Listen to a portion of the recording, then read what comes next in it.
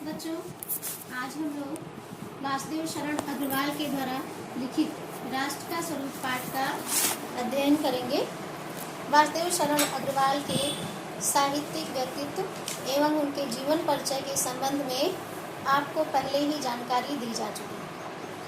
राष्ट्र का स्वरूप में वासुदेव शरण अग्रवाल ने राष्ट्र के स्वरूप का निर्धारण करते हुए उसके संबंध में समझाते हुए उसके 3 तत्वों की विवेचना की: भूमि, जन और संस्कृति। सबसे पहले हम भूमि के विषय में जानते हैं। भूमि पर बसने वाला जन और जन की संस्कृति, इन तीनों के सम्मिलन से राष्ट्र का स्वरूप बनता है। भूमि का निर्माण देवों के द्वारा माना जाता है, वह अनंत काल से, और पृथ्वी के भीतर जितनी भी प्राकृतिक संप्रदाय हैं, उसके गर्भ में जो भी प्राकृतिक संप्रदाय हैं, ऊपर जो प्राकृतिक संप्रदाय हैं, वह सब हमको भूमि के तत्व के माध्यम से ही प्राप्त होती है। इस प्रकार से भूमि का राष्ट्र के निर्माण में बहुत अधिक महत्व है। राष्ट्रीयता की जड़ें पृथ्वी में जितनी गहरी होंगी, उतना ही अधिक राष्ट्रीय भावों का अंकुर पल्लवित और पुष्पित होगा।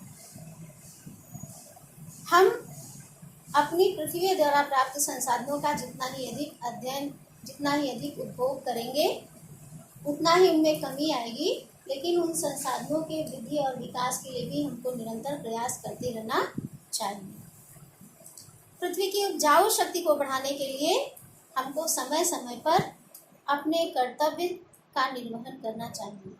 जैसे उसके उपजाऊपन को बढ़ाने के लिए और बनाए रखने के लिए हम कभी उसको सिंचित करते हैं, कभी उसमें समय समय पर जैविक अथवा रासायनिक खाद डालते हैं, जिससे कि उसकी क्षमता कम ना हो।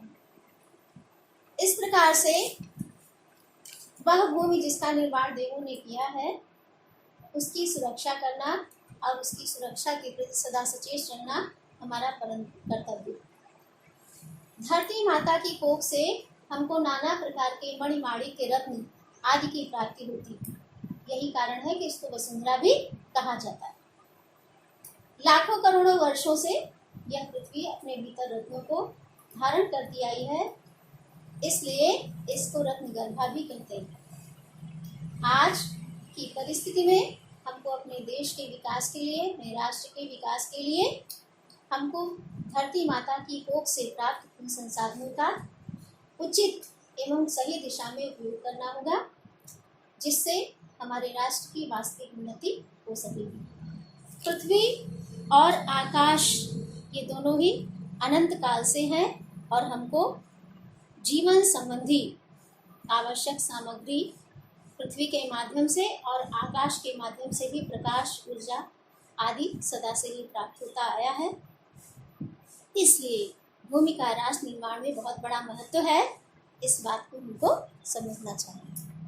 इस प्रकार आपको संक्षेप में भूमि के संबंध में बताया गया।